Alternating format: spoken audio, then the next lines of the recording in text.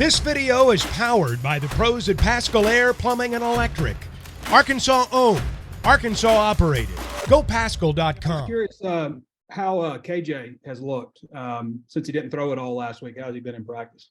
Yeah, it's been great. Got a lot of zip on the ball, very accurate. He's had a really, really strong week, and that's kind of what we felt that he would do, but been really good, really consistent, been a good leader, had a nice 2 days this far.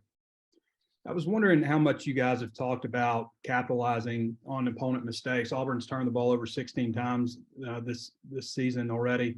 How much is that discussed, not just about, them possibly making mistakes, but when they do, making them pay for it? Yeah, we talked about it quite a bit, actually.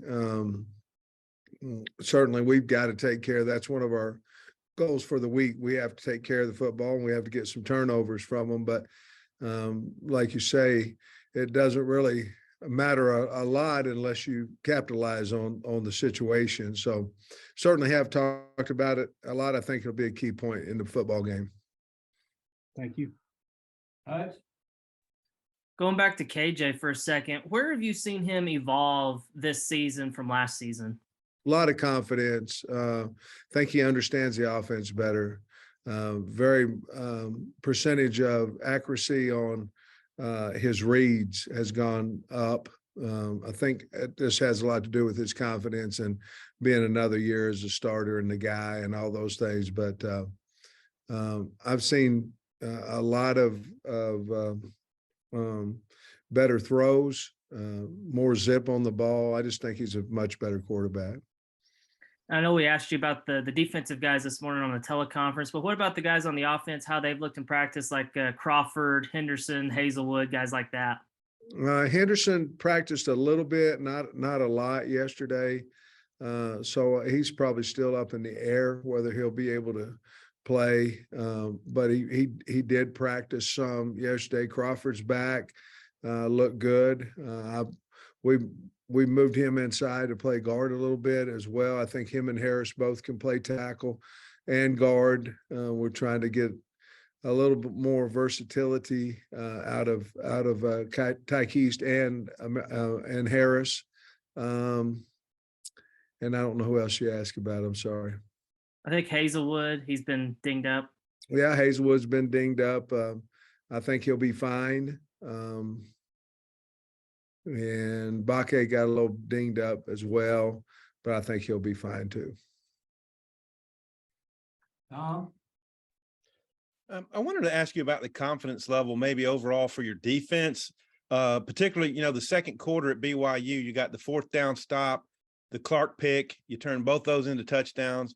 Then you got some stops in the second half when those had been hard to come by for a couple of games. How do you think they're feeling overall?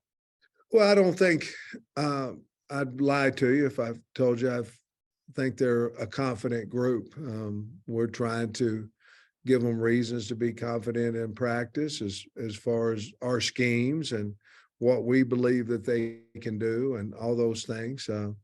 But that's the worst thing that can happen is you lose your confidence, but to gain confidence, you have to have some success like you just spoke of getting off the field. And I think once that happens and the offense turns it into a little bit what Trey's speaking of, the offense turns it into points. I think that certainly helps your entire football team and their confidence. But we're somewhat, I wouldn't say fragile there, but we've got to continue to make plays like that you just spoke of and gain a little bit more. Yeah, Hudson Clark, you've spoken about his versatility in the defensive backfield. I'm wondering, with the guys coming back, we saw Kari taking some reps at corner yesterday too again. Just where Hudson, could he play anywhere on Saturday? I think he can, to be totally honest with, but we have to be fair with him too. We can't move him all over the place and expect him to have a really good game at any of them. And so, yes, I think we're thinking a little bit more with Hud as a backup plan at corner. Chavis, I think, is going to be fine. Kyrie's back. But also we know Hud can play it there and Chavis can play safety and Kyrie can. So But I think right now we're looking a little bit more of a backup at corner and then playing at safety. Christina? Rocket mentioned recently that he feels like his relationship with the offensive line, just from a personal kind of locker room standpoint, has really improved. Just from an offensive line perspective, how important is that relationship with the running backs? Well, I think it's huge for confidence in each other. I think that has something to do with it. You see a lot of division when one or the other's not playing well. When they both play well together, I think it builds a confidence, a friendship, things of that nature. It just becomes a lot easier that way. I do believe that the line believes in Rocket and the other backs, but I believe they believe in Rocket, and I think he does the line. And they both know how valuable each other are to each other. I don't know how to say that, but how valuable they are to each other. So it's come a long way, and obviously Rocket didn't say much last year at all.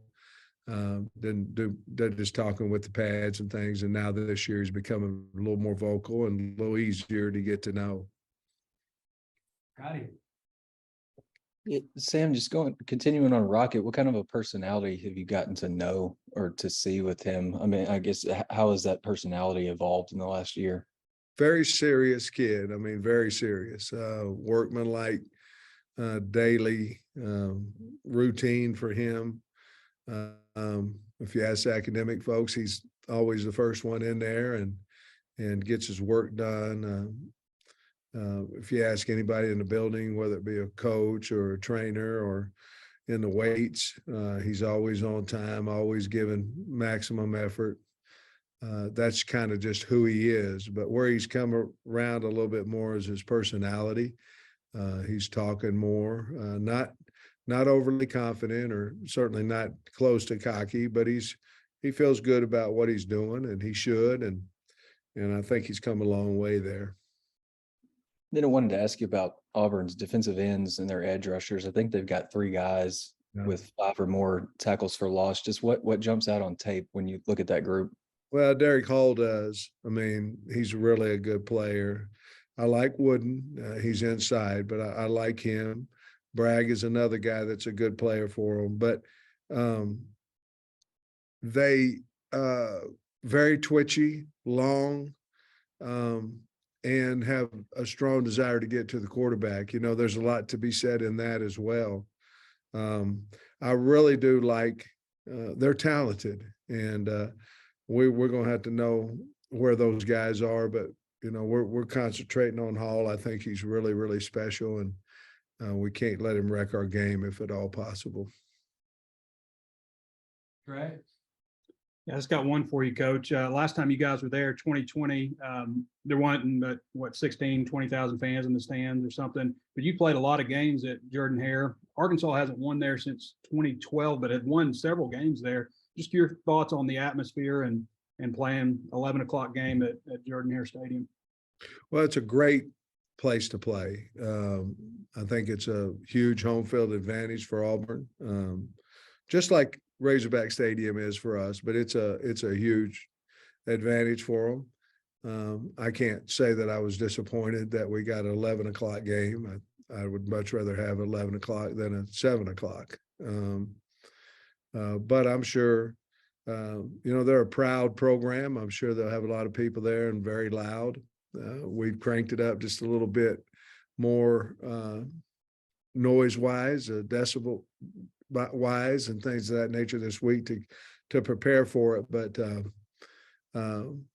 it starts with the band. The band's on the field. They won't get out of your way. You can't get through them to get on to pregame warm-ups and all that kind of stuff. It's a special place, and certainly we're going to have to be ready for that. And you're right.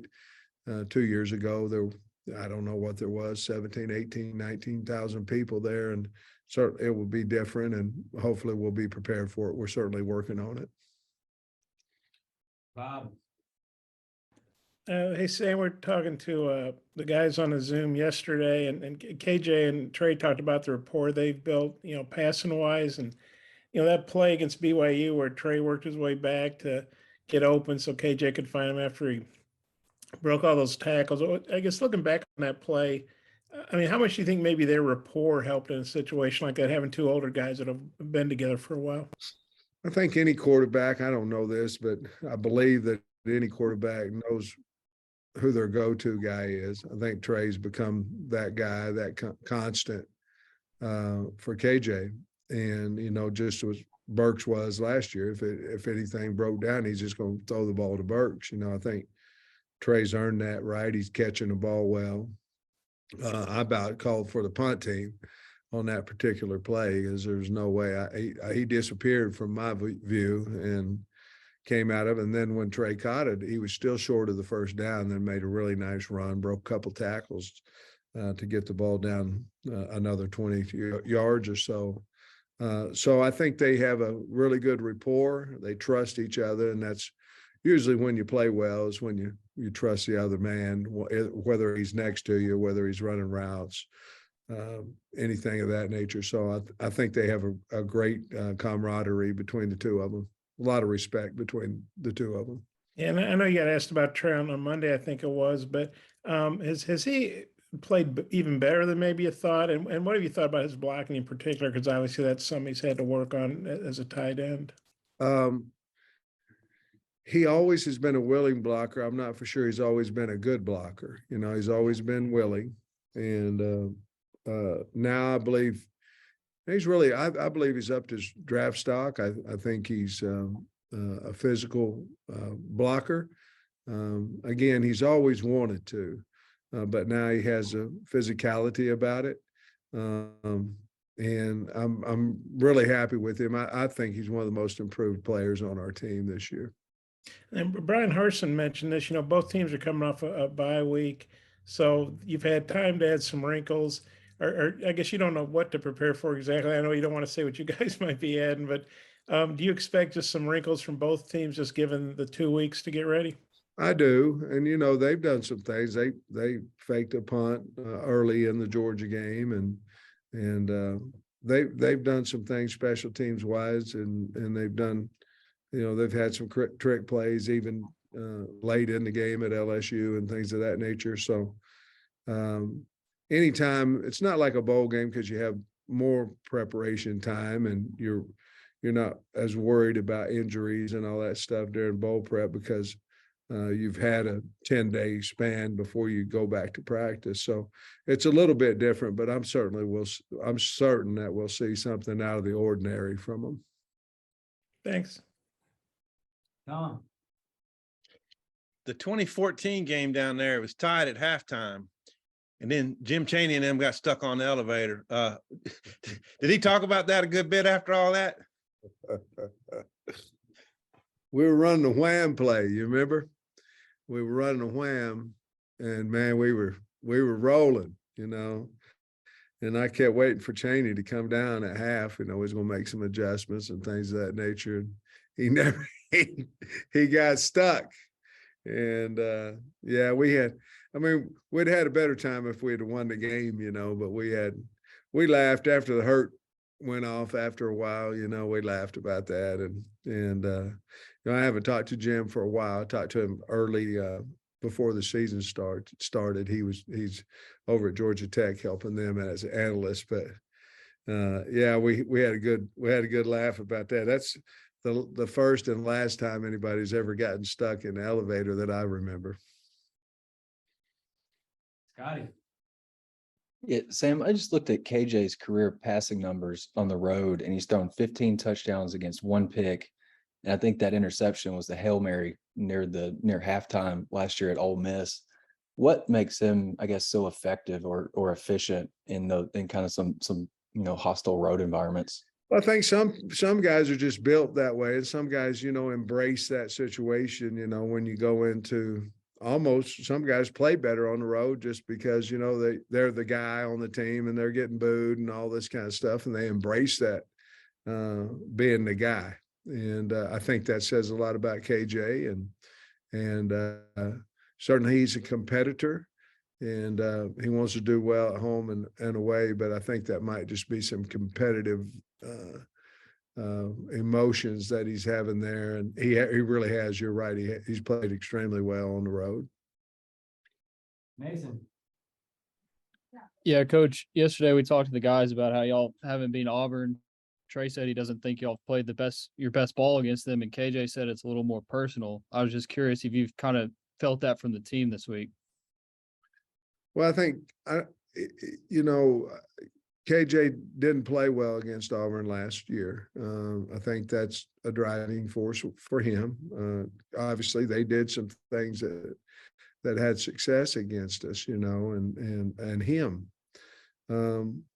Auburn's a team we haven't beat 6 times in a row, and it's a big deal to us, and I'm sure it is to them to continue that streak. But I think it is personal to our guys that, we've got guys on our team. We got Dalton Wagner, who's been here 6 seasons, and we haven't beat them, and that's a credit to them and their program. But yeah, I think there's a little more incentive. We've got to win, and it's going to be very difficult. But I do, yes, to answer your question, I do feel at practice that we understand that Auburn has embarrassed us 6 years in a row, and we'd like not to make it to 7th, but we got to go play well. Wrap us up, Bob. Sam, you have beaten Auburn as an assistant, but back in 2015, you guys beat him in that wild 4 over. I don't know what you remember about that game. We ran a flip play in maybe the 2nd or 3rd overtime. I think we had to go for 2. And I said, if it's not there, I told Dan, I said, if it's not there, just check out. I mean, we'll just run the power. It was power flip. And if we would have handed the power off, we'd have lost about 2 yards. I mean, I'll never forget that. And he flipped it, and we walked in and got the 2-point conversion. But I remember I said, they can't stop us, just if they've got an edge player, just hand the power, just check to the power and we'll be fine. And it wouldn't have worked. And they had an edge player, and we went ahead and flipped it anyway, and surprised him about like it surprised me. But we did score on it. Yeah. I'm sorry, you're talking about Dan Enos? Uh-huh. Okay, as I figured, I just want to make sure you weren't talking about Skipper or something.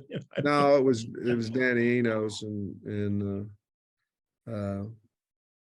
we flipped it out there and it worked. Football is back, and BetOnline remains your #1 source for all your football betting needs this season. You'll find the latest odds, matchup info, player news, and game trends. And as your continued source for all sports wagering info, BetOnline features live betting, free contests, live scores, and giveaways all season long. Always the fastest and easiest way to bet on all your favorite sports and events like MLB, MMA, tennis, boxing, and even golf. Head to betonline.ag to join and receive your 100% welcome bonus with your first deposit. Make sure to use the promo code BELIEVE to receive your rewards. That's BLEAV. Bet online, where the game starts.